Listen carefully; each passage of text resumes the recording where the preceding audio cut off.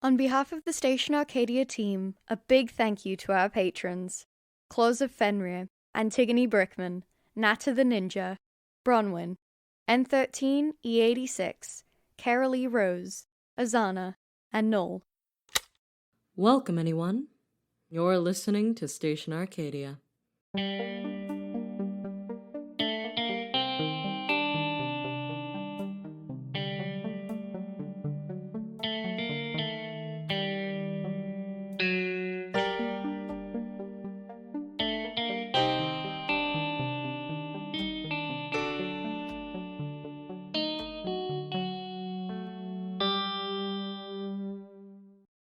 Hey there, listeners. It's just me again today. It was fun having a guest at the station, but it concerns me that someone was able to spot us from the mainland.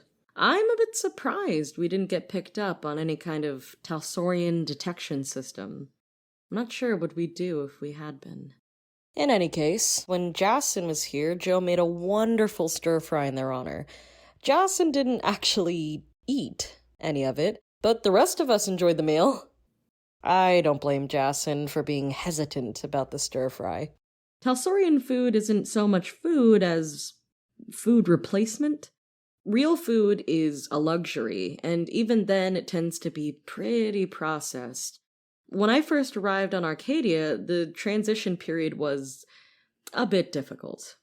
I'm pretty sure Lysol still subsists mostly on the boxes of black market food pills that they brought with them. And all this talk of food is making me hungry. So, let's get to the story. Laura twisted her hands in her lap and looked up at Ravi through her bangs. They were both sitting on his bed, with the blackout curtains drawn. She kept opening and closing her mouth, coming closer and closer to speaking each time. He was pretending to read an old magazine and pretending not to notice how she looked at him. Ravi had known it was coming, but it still hit him like cold steel to the chest when she finally spoke the words. "I like you," said Laura, in barely more than a whisper. His heart thudded in his ears. What was she doing? This was going to ruin everything. "Like, romantically," she clarified, though there was no need. Was this what having butterflies meant? Ravi felt like he'd swallowed a rifle. He wished he was anywhere else. "You know, I'm leaving for the war in a few weeks," she said. Ravi did know. He was acutely aware that most people his age were starting to sign up for the years of mandatory service. "And I just thought, what if we were sweethearts?" Ravi stared at her blankly, trying to get his thoughts together enough to form a response. She kept talking, a nervous edge creeping into her voice, and she walked it back by reassuring him it'd be fine if he said no, and that she wouldn't be jealous if he liked somebody else.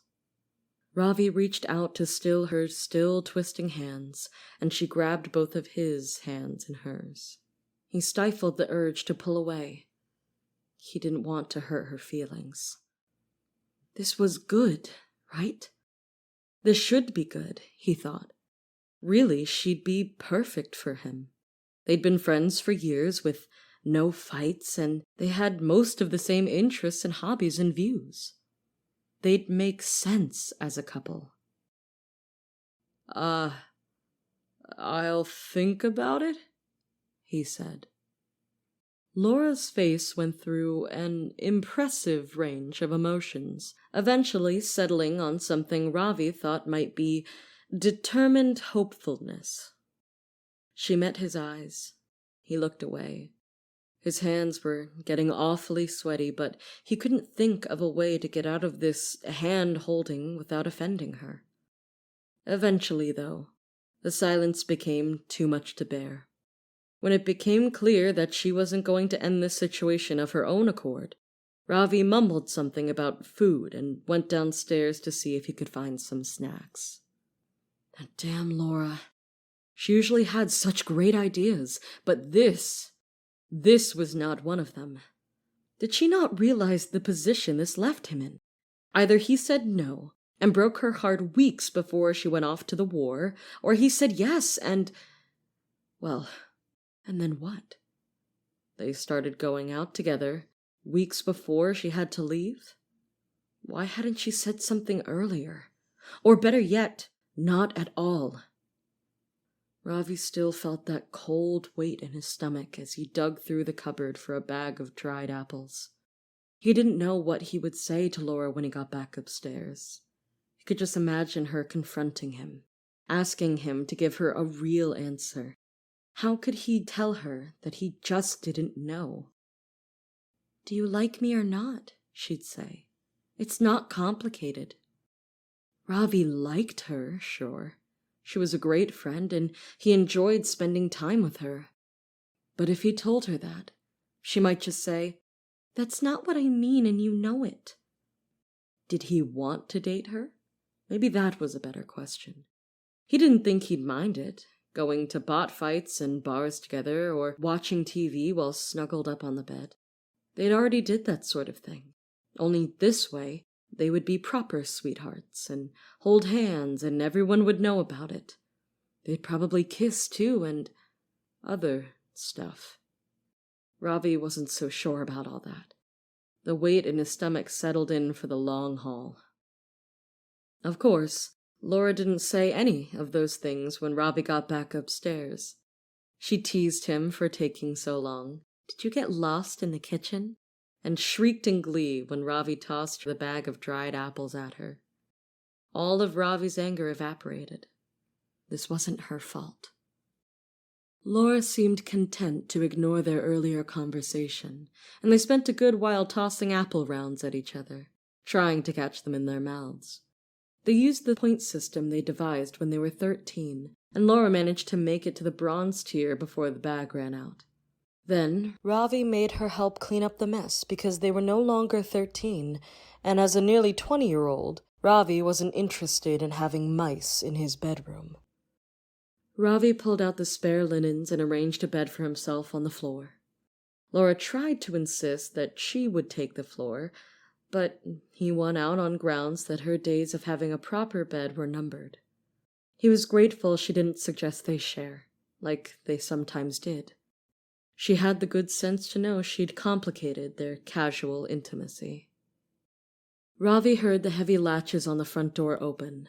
His uncle must have been back from a night of drinking with his old war buddies. No one was supposed to be out this late, not with the new blackout orders and the enemy's spring advances well underway. But the bars of Westerfield were still open, and King Ilias knew better than to shut them down. "Ravi?" said Laura, breaking him from his drowsy thoughts. He replied, to show he was still awake, if barely. "Can you... you said you'd think about it?" "Yeah," said Ravi, unhelpfully. "Can you not think about it for too long? I wouldn't ask, only we don't have forever," she said. "Yeah," he repeated. He cursed himself silently. Laura deserved more than this. He tried again. "I'll give you an answer, soon." "Okay, sure," she said. She sounded disappointed, and Ravi knew he had to fix this somehow. Does Tuesday work?" Laura giggled. "I really should have guessed it would take you 3 to 4 business days to process your emotions." "Hey," he retorted, but with no real feeling behind it. They bantered back and forth for a while longer, getting less and less coherent as the night wore on. Ravi felt the weight in his stomach settle and fade. This wasn't some strange girl, this was Laura. They'd been friends since they were in diapers. Maybe this could work.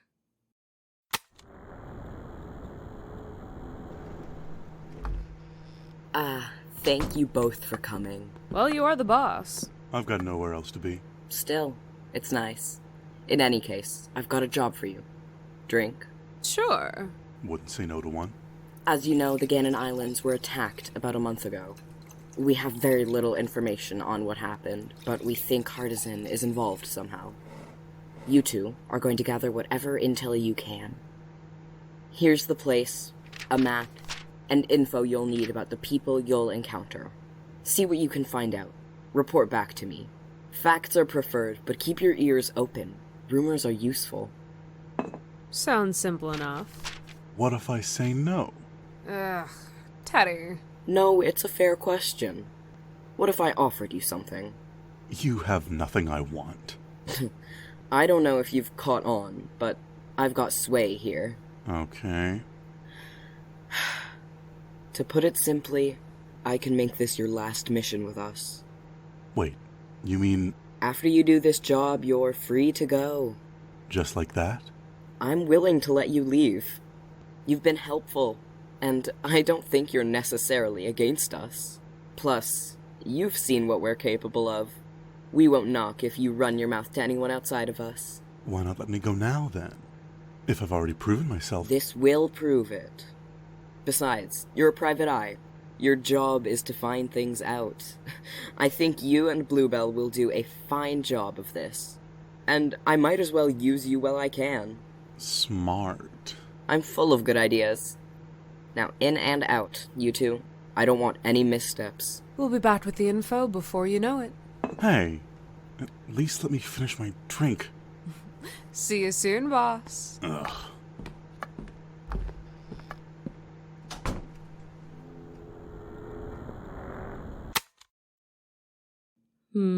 Let's hope that Teddy and Bluebell are smarter about their espionage mission than Memory's book club.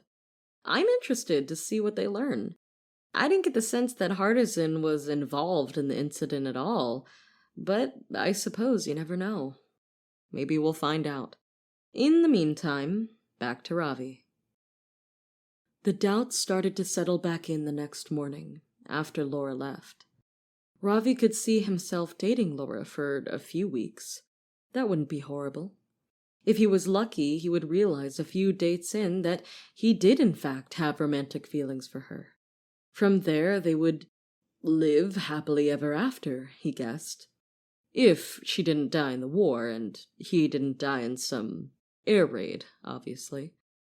But what if he got it wrong? What if he realized a week in that he wasn't cut out for this? Or worse, what if he only realized that he didn't feel the same way after she deployed? Would he have to break her heart mid-service? Ravi had heard stories of spurned lovers being moved to fight recklessly and endanger their lives in fits of anguish. He couldn't see Laura being quite so foolish, but it wasn't a risk he wanted to take. No, he didn't have the luxury of getting this wrong. Ravi dragged himself out of bed and served himself a helping of muesli from the cloth-covered bowl on the counter. He ate slowly, pondering his dilemma as he chewed. He nearly jumped out of his own skin when his uncle dropped into the seat beside him and slung an arm around his shoulder. "Now what's got you all worked up, huh?" he needled. Ravi sighed. He knew his Uncle Mike meant well, but he wasn't sure he'd understand. Ravi tried to insist that he was fine, just tired, but his uncle wasn't having any of it. He pulled Ravi out of his chair, ignoring the protests that he wasn't done with his breakfast, and into the sitting room. "Okay, stay right there. I'll get the soda." Ravi threw himself melodramatically onto the small couch and grumbled that it wasn't necessary, but a part of him was glad they were doing this. Soda talks were a tradition for the two of them, and one that Ravi was glad to see he hadn't outgrown. It had been over a year since the last one, when Ravi had broken down and confessed that he didn't want to serve in the war. Not ever. Ravi was lucky his Uncle Mike wasn't as patriotic as some, and hadn't given him much grief. Between the two of them, they'd managed to get Ravi an internship at a hospital, which classified him as an essential worker. Ravi was happy to serve his country in a medical capacity, but no amount of patriotic loyalty would make him eager to die by foreign gas or gunfire. Uncle Mike returned with the soda, which was really just standard issue beer. Once upon a time, when Ravi was small, there had been real soda, but beer was cheaper and easier to come upon. Each time they had one of these little chats, Ravi thought back to their very first one when Ravi was 5 years old. He didn't remember the bombing that killed his parents or the immediate aftermath, but he remembered that chat. Remembered sitting across from his uncle in this very room, each sipping a soda and feeling proud that his Uncle Mike was talking to him like an adult. Finally, the conversation could be avoided no more. They cracked open their cans, and Uncle Mike asked him once more what was on his mind. Hesitantly, Ravi explained.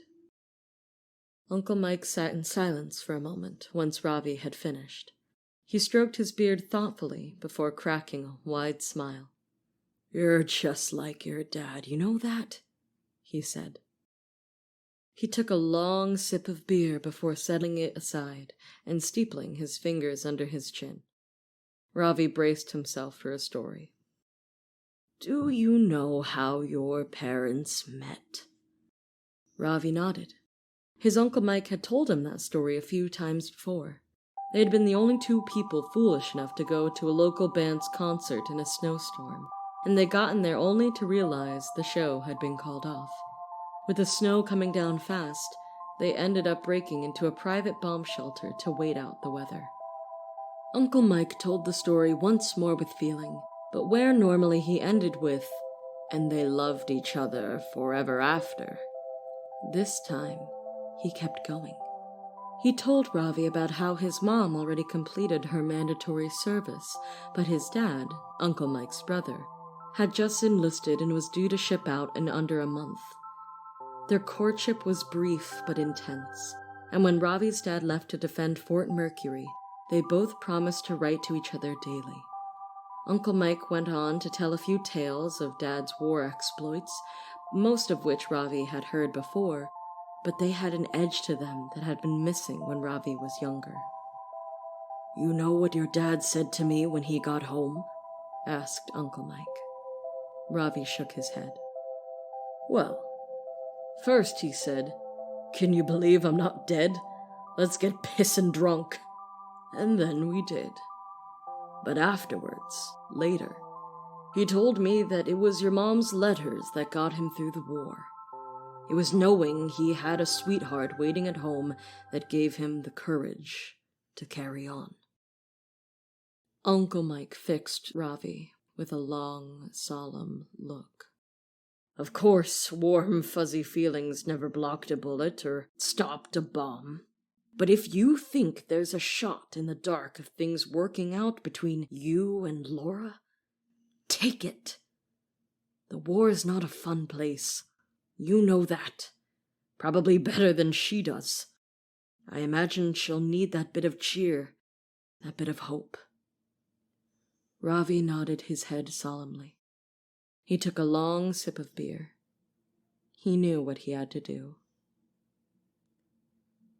Oh, Arcadia's letting me know she's got more audio to share. Let's see what's going on.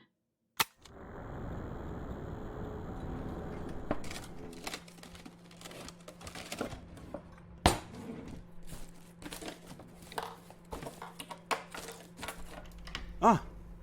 Oh, it's just you. You don't seem too excited. I just thought it was someone coming to shoot my brains out, is all. Well, we won't need to worry about that until the shifts change. The current guard is a little indisposed. Trash bin? Closet. Well, whatever works, I suppose. I haven't found anything yet. I'm starting to worry the files we're looking for aren't in this room, which means the next most likely place is Collier's study. And we've got a better chance of shooting a .50 caliber through the eye of a needle than getting anything out of there. Collier isn't in town, though he's at council with the other officers. It's still going to be the best guarded place in the facility, whether he's in it or not. Well, then we'll just repeat the distract the guards strategy. It worked so well this time. I don't know. I don't want to risk anything. It'll be fine. We can get out of here that much faster. Should we really be walking out in the open like this? Walk like you own the place, Teddy. No one will question you if you're confident. We're not in uniform. We don't need to be if you step up. They shoot on sight here. They're not exactly the kind to stop and politely ask questions. It's fine. No, it isn't. I don't want you to turn this into a suicide mission. This is not a suicide. Damn it! Run!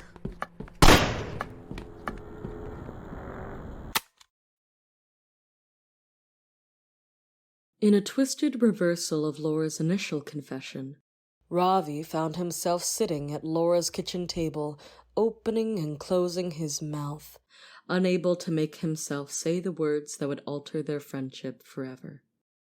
Laura's stepmom was in the next room over, and Ravi could hear her talking on the phone in a stern voice, though he couldn't make out the words. Laura seemed blessedly ignorant of his struggle. She was immersed in a crime fiction novel, and her eyes were darting back and forth on the page. She was grinning. She was cute, that was undeniable. This really shouldn't have been that hard.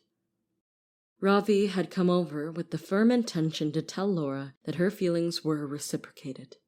Now that he had the chance, the words were getting stuck in his throat. After nearly 5 whole agonizing minutes, he gave up. He still had a few more days in any case, but when they went out for a walk, he stood a bit closer than he normally would and brushed the back of his hand against hers as they walked. It was the most innocuous of actions, and it still felt oddly daring. Then she grabbed his hand and laced their fingers together and swung their arms slightly, and they walked. She gave him a shy glance, asking, "Is this all right?" He smiled back, trying to suppress his nerves and appear reassuring. Her face lit up. She didn't press him for a true confession, but he could tell she'd taken this as a good sign. Which was his intention, of course. This was a good thing. They stopped for a snack, fried dough pastries topped with cinnamon, and when he paid, she leaned over and kissed him on the cheek. He gave her another nervous smile. They waited in the outdoor seating for their friend Jack to show up. He was late, as usual, so they passed the time chatting. Laura told Ravi all about the novel she was reading and her suspicions about a side character's motives. Ravi realized with a pang of regret just how much he'd missed this when she was gone.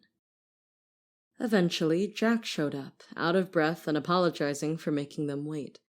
Laura and Ravi exchanged a wry look, knowing that he would be just as late the next time.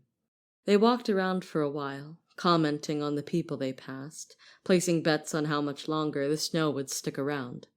Laura grabbed Ravi's hand again, which felt a little more significant now that Jack was here to witness. Ravi wanted to pull it from her grasp, but he couldn't think how without offending her. He saw Jack trying to give him a questioning look, but wouldn't meet his eye. When Laura had to leave to pick up her half-siblings from school, Ravi felt equal measures of guilt and relief. The feeling was short-lived, though, because as soon as she was out of sight, Jack wheeled around and gave him a capital L look. "So, you and Laura, huh?" Ravi stuttered. He started to protest that it wasn't like that before remembering that it sort of was. Shoot.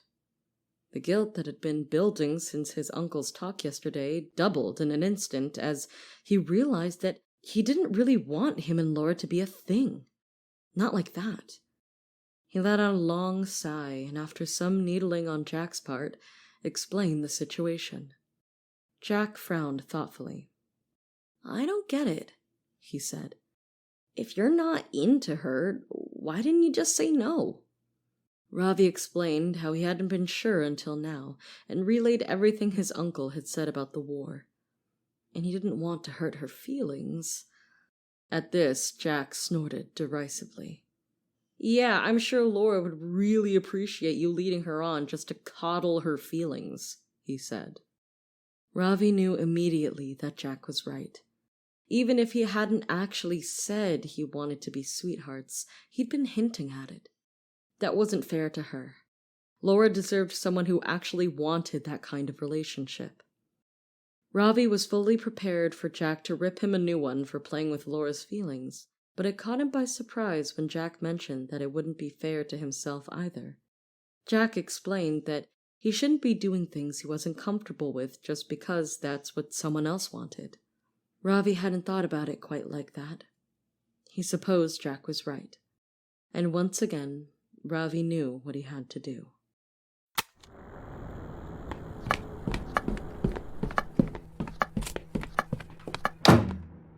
I think we lost them around that corner. We should be able to wait it out here. How did you even know about this place? Oh, be careful. You'll bump into the body. Right. Are you okay? No, I'm fine. You definitely didn't force me into a position where I had to perform an activity that puts me in inordinate amounts of pain. Sorry. Why did you do that? I'm just trying to get this mission done fast, okay? Fast is right. There isn't a quicker way to get this over with than to die. I don't understand why you're not listening to me. I'm trying to get those files, same as you. Yeah, trying. What is with you today? Well, I'm sorry if I'm a little bit up in arms, because this is the last time I'm gonna see you. Huh? You're leaving after this mission, aren't you? You've been given full permission to go, and you've made it very clear how much you hate to be around here. I'm just trying really hard not to care because I know that you don't. You think that I don't care? That's what you said, didn't you? God, I don't know what's wrong with me. It should be so easy to just let go like I always do, but I think about it and I just get upset all over again, and I should be able to stop thinking about this so I don't put our lives in danger at the very least. This? It doesn't matter. You're leaving anyway. No one's ever done that before. Done what? Felt anything about me leaving. Or, I guess, wanted me to stay. I try not to get attached to anyone. People just die too quickly out here. You don't know how long you have until they're gone. I know I said that I didn't care about many things, but the truth is that I'm scared to. It's frightening to think of even doing something for reasons other than spite for once. If I do and it all falls apart, I won't have that net to catch me. It's not the kind of thing I could return to after leaving. It would kill me. Maybe you try and live for something else. Another emotion, another cause, or another thing entirely. And maybe it doesn't work out for some catastrophic reason that we could spend endless nights staying awake to think about. But that doesn't mean we can't try again. In fact, we probably will. But at least failing means we always have something new to strive for. Even if we never really reach it, we'll still just be a bit better than we were. Sometimes you have to try things a couple of times before you get them right. But that doesn't mean that you can't enjoy trying. I think I want to stay. What? Stay where? With the Resistance.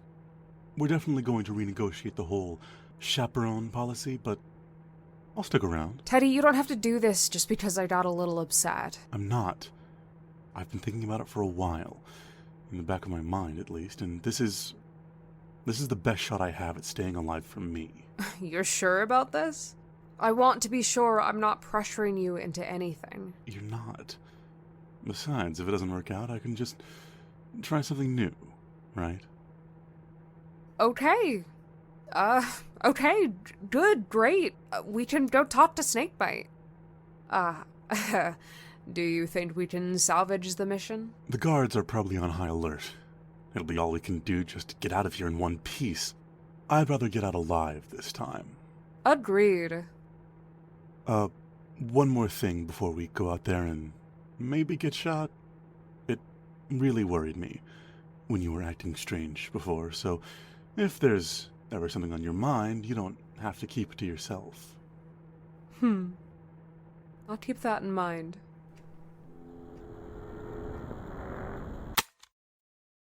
I wasn't so impressed with Bluebell's decision-making earlier, but this is good.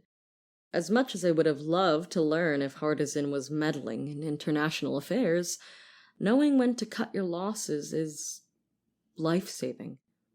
Then you live to infiltrate government buildings another day. Meanwhile, in Westerfield, let's see how Ravi sorts this out. Laura's mouth was pursed into a tight line. She looked away from him, but Ravi caught a glimpse of tears welling in her eyes. Ravi did his best to explain that it wasn't her fault. If he was to date any girl, or really anyone at all, it would have been her. But he'd always had a hard time differentiating crushes and platonic feelings, and was starting to think he might not experience romantic attraction at all. She was his best friend, and he felt terrible he couldn't love her the way she wanted him to. Laura still wasn't looking at him, but he could hear her sniffle softly. Ravi felt a bit like crying himself. "I'm sorry, Laura. I'm really, really sorry." "What the hell are you sorry for?" said Laura, her voice choked with emotion. He was sorry that he hurt her, obviously. Sorry that he couldn't be what she wanted him to be, and sorry if he'd ruined things. He got about halfway through telling her as much before Laura turned around and pulled him into a tight hug. He could feel her tears staining his shirt, and he held her closer. "It's not your fault," she said, muffled in the fabric of his shirt. "It kind of feels like it is, though," he said. "It's not your fault," she repeated. "I'll get over this. You're good, Ravi. We're good." They sat on Ravi's bed, holding each other tightly until the curfew warning bell sounded. Reluctantly, they let each other go, and Laura made to leave. "I'll write to you," said Ravi hurriedly. "When you go off to the war, I'll write every day." Laura smiled. Her eyes still held traces of sadness, but the smile was genuine. "Of course you will, you dolt. You're my best friend." That was nice. That was a weirdly wholesome Empire story, if you ignore the overshadowing war and constant threat of death. Now, I think I'm gonna go tell my friends I value them. Stay safe, stay moving, and stick close. You've been listening to Station Arcadia.